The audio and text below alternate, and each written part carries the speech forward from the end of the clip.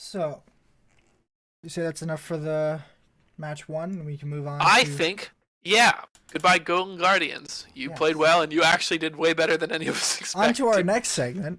Goodbye, Golden Guardians. Oh, that was our next segment, because it's in the same thing. That's my bad.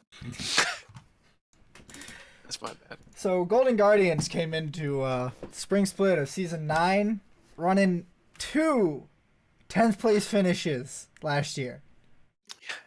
2! 2-10. Dose. 1-2. 2 in a row. Count them. If they had, Not 3. Not 3. More than 1. If they did not improve this year, they would have been eligible for relegation. Not relegate. Well, yeah, kind of relegation, but they would have been eligible to be kicked out of the LCS. Which is, yeah, dude.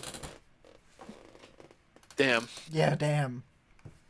Like, real That's damn. crazy. Imagine how bad it would have been if a team got kicked out like that quick. I don't know. Overwatch League had a team not win a single match. Yeah, that's a different game. It is. But they play like 10 times more than the LCS did.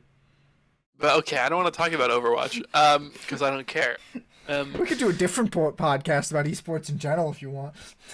I would really not like to do that, because I do not want to learn about any other sports. I don't care. I watched 2. And that's... So Golden Guardians came into this split with a lot of expectations. We could do a Hearthstone podcast. I'd do that. I'm on the other end of that spectrum. So Yeah, Golden Guardians, they came in, everyone being like, this team's making playoffs. They were right. Everyone was right. They are making playoffs. But there was a 2-week hiatus from that opinion. Not even a 2-week hiatus. There was a 2-week of like, everyone has made a horrible mistake. This team didn't work out. Yeah. There was an 0-4 start. I think only like 2 teams in history before this have made it back from an 0-4 start and made playoffs. That's crazy. And they were probably both back when there were only 8 teams in the league. I think they might be, but I'm not going to commit myself to that because I don't know for sure.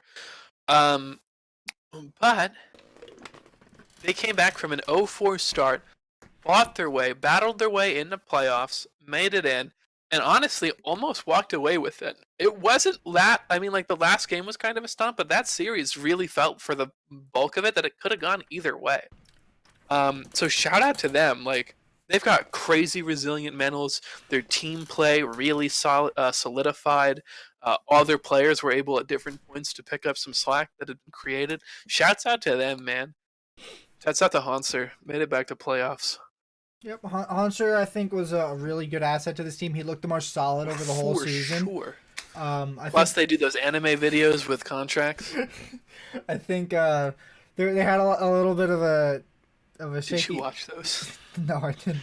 They redid a scene from One Piece. It's fucking hilarious. Oh. Sorry. Oh, the trailer they made at the beginning of the season was hilarious. Yeah, they they're made a great bunch team of to 80s watch. references. It was so good. I loved it. Dude, it was so funny. But I feel like Ole and contracts weren't like bringing it. I felt like they weren't bringing it for the whole series, and a lot of their games were off of Froggen's stupid fucking champ pool. Yeah, well, to be fair, Froggen has a dumbass champ pool. And luckily for him, some of those old school champions became meta again. Not that I know he would need them to be, but he definitely pulled out some fuck shit that only he can pull out. So, dude, Froggen's like one of the real old players. Oh yeah, he's from season 2 or 1. I don't know when he started. I think it might have been season 1 with CLGEU. No, that's Maybe. season 2. I wasn't paying attention back then. Froggen. I was barely paying attention in season 2. But I honestly think absolute legends, bro. I honestly think Froggen's obsession with Vel'Koz specifically kind of cost them, because it ended up being a bit of bait for them from my perspective. Like, sure, he did a lot of damage. I was fucking right. Sorry, continue. He did a lot of damage on it, but if Assassins were remotely meta, I feel like he would have lost harder, and I don't know why Flyquest didn't play that against it. Yeah. Yeah, that's fair. I mean, I feel like Zed's pickable with the buffs. Yeah, Zed's definitely pickable, but his team fight blows ass out of the straw. No, you're not wrong, but like so does Yorick's, and people pick that. So like, Yeah, but they picked that pick it. for like split pushing, and Zed's good for skirmishing and picks. Yeah, fair enough. That's not really meta, is it? Yeah, that's not Yeah, like those aren't very meta right now. It's mostly poke, and siege, I think that's split, and pick actually up. it probably helped Froggen out that they nerfed LeBlanc coming into this because Pobelter can play LeBlanc very well. And so if LeBlanc had been stronger, this might have been even more of a sort of one-sided series for a lot of Froggens. Yep. I Although when I hear Pobelter though, I don't think like assassin player, right? Like, yeah, he can play LeBlanc because basically any LCS mid laner can play LeBlanc, right? It's like Ezreal. Basically any pro player can pick Ezreal if they're an AD carry. It just or a Thresh if you're if you support. can't, Like, I don't know what you're doing on that stage.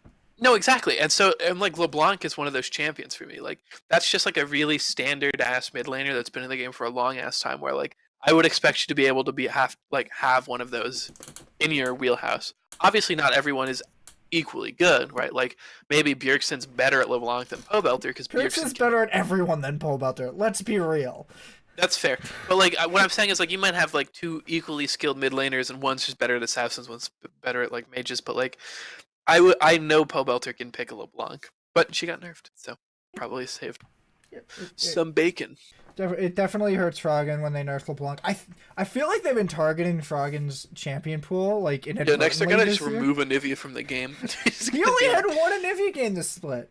Yeah, well, you know, I'm you gotta learn sad. sometime. I wish there was a little more of that, but well, it's for you. All right, thank you for joining us for this Jungle quarterfinals coverage on the Legendary League of Legends podcast. You can catch us every week at 7 p.m. Eastern on twitch.tv/Nizzy2K11. Catch the VODs on my YouTube channel, and have a nice day. Have a good night.